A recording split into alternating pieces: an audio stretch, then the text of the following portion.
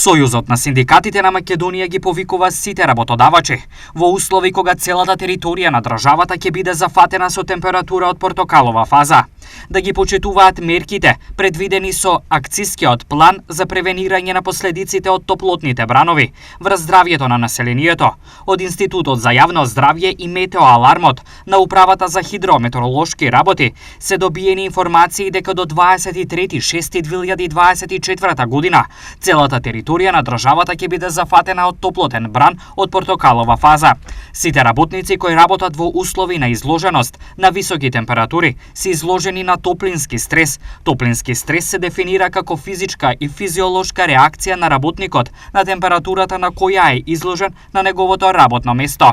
Согласно Законот за безбедност и здравје при работа, работодавачот е должен да обезбеди соодветни услови на работа кои нема да го загрозат животот и здравјето на работниците.